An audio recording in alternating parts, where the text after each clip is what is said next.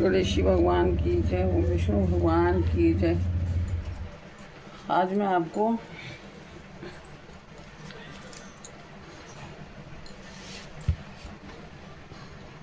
Sorry guys, कल मैं आपको ये 14वां अध्याय नहीं सुना पाई थी, क्योंकि कल हम लोग है ना 4 बजे 4 साढ़े 4 बजे निकल गए थे वृंदावन के लिए, तो मुझे टाइम ही नहीं मिल पाया। इस वजह से मैं कल नहीं सुना पाई हूँ, लेकिन इसकी मैं आज डाल दूँगी आज, है ना। अब पढ़ लेना, सॉरी उसके लिए। और जैसी प्रभु की हरि की इच्छा थी वैसा हो गया। तो आज मैं इसको आज डालूँगी आपके यहाँ, तो आज 2 डालूँगी। आज सुन लेना आप, दोनों को ही सुन लेना, ठीक है। और मेरी गलती को क्षमा करना और लिख के भेजना आपने मुझे माफ़ किया है नहीं किया है ना। अगर आप राधे राधे लिख के भेजेंगे कमेंट में, तो मेरे को लगेगा कि आपने मुझे छोड़ दिया। श्री कृष्ण गोविंद हरे मुरारी, हे नाथ नारायण वासुदेव। श्री कृष्ण गोविंद हरे मुरारी, हे नाथ नारायण वासुदेव। राधे कृष्णा राधे कृष्णा राधे कृष्णा कृष्णा राधे। जय हो प्रभु। पुरुषोत्तम मास का 4वां अध्याय। तारीख कितनी आज है? डेट 31 पहली है।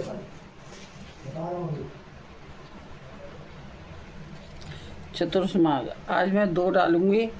31 मई 2026, है ना।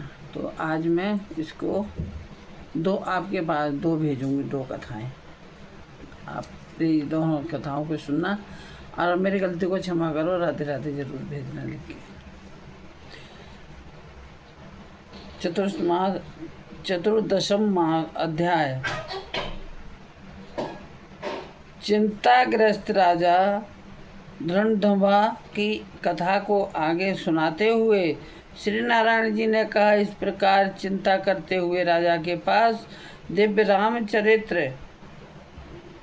काव्य के रचयिता श्री वाल्मीकि जी ऋषि पधारे। राजा ऋषि को आया देख खड़ा हो गया और उनके चरणों में प्रणाम किया तथा आसन पर विराजमान कर पूजन किया। राजा महर्षि के चरणों को गोद में लेकर धीरे धीरे सहलाने लगा। तत्पश्चात राजा धृंधवा ने महर्षि वाल्मीकि के चरण स्वयं पखारे और फिर उस जल को प्रसन्नतापूर्वक अपने माथे पर छिड़ककर उस तोते के कहे वचनों को याद कर मधुर सुर में महर्षि वाल्मीकि से पूछने लगा। राजा धृंधवा ने महर्षि वाल्मीकि से कहा, हे भगवान, आज मैं कृत हो गया हूँ, भाग्यवान हूँ जो आपके दर्शन हुए हैं। हे संसार को पवित्र करने वाले महर्षि, मैं अपने भाग्य की कैसे प्रशंसा करूं? श्री नारायण जी बोले। इस प्रकार उन महात्मा से प्रार्थना करके राजा चुप हो गया। ऋषि वाल्मीकि जी ने कृपा पूर्वक राजा की ओर देखा और राजा से मुनि महाराज बोले, हे नृप श्रेष्ठ, इस प्रकार की नम्रता के कारण तुम धन्य हो। हे राजन, तुम चिंतित दिखते हो, अपने हृदय का दुख को कहो, देर मत करो।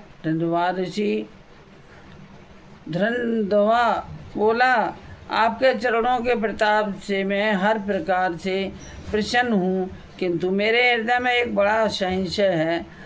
वह संशय तीर के समान चुभ रहा है, कृपया करके उसे दूर कीजिए। वन में किसी तोते के मुख से वचन सुनकर ये संशय पैदा हुआ है, जिसे मैं सुनाता हूँ। मैं एक बार शिकार खेलने घोर वन में गया। वहाँ घूमते घूमते मैंने एक तालाब देखा। वहाँ जाकर थके प्यासे मैंने जल पिया और कुछ समय के लिए मौन बैठ गया। राजा से ऋषि बोले, हे राजन, तुम अपने पूर्व जन्म का चरित्र सुनो। हे राजेंद्र, तुम द्रविड़ देश में ताम्रपर्णी नदी के तटवासी सुदेव नाम के एक ब्राह्मण थे। उस समय तुम धार्मिक, सत्यवादी तथा जो भी प्राप्त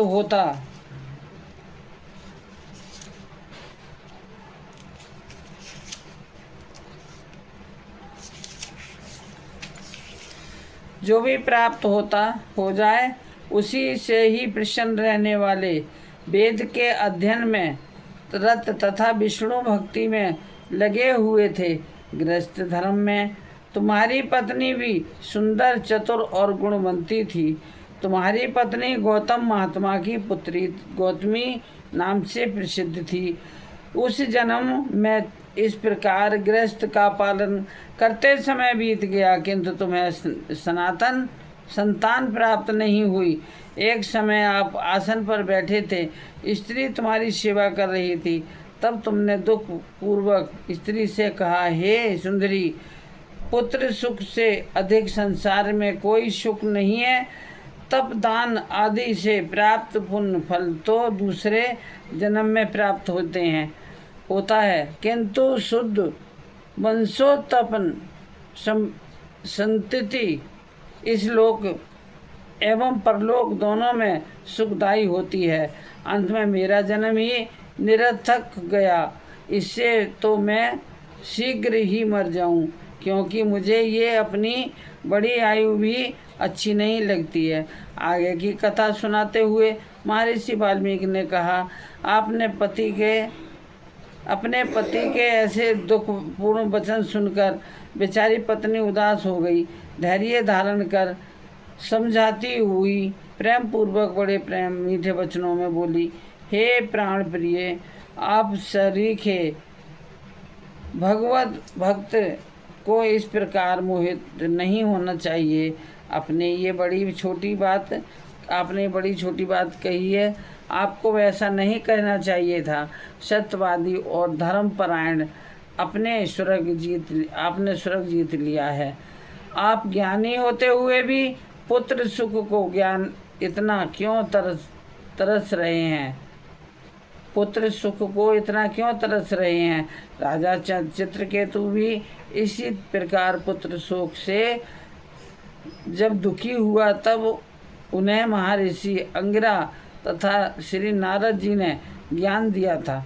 जिस भांति राजा अंगिर अपने कुपुत्र बैन के कारण दुखी होकर चुपचाप रात्रि में वन में निकल गए थे, उसी प्रकार हे स्वामी, आपकी संतान भी आपको दुखदायी होगी।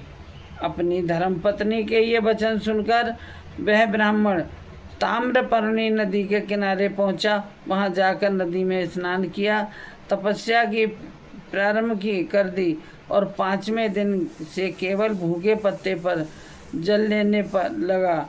इस प्रकार नियम से उसने तप करते 4000 वर्ष बीत गए।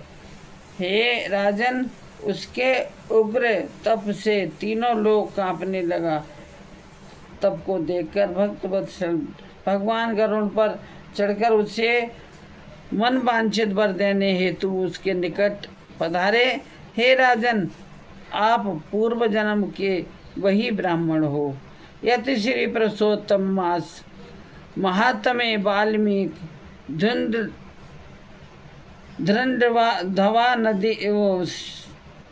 धृंडवा संवाद नाम भाषा 14 अध्याय समाप्त। 14वां अध्याय समाप्त। वाल्मीकि और धृंडवा के संवाद का 14वां अध्याय समाप्त। बोल श्री विष्णु भगवान की जय, राधा कृष्ण भगवान की जय। श्री कृष्ण गोविंद हरे मुरारी, हे नाथ नारायण वासुदेवा। श्री कृष्ण गोविंद हरे मुरारी, हे नाथ नारायण वासुदेव। राधे कृष्णा कृष्णा कृष्णा राधे राधे। जय हो प्रभु।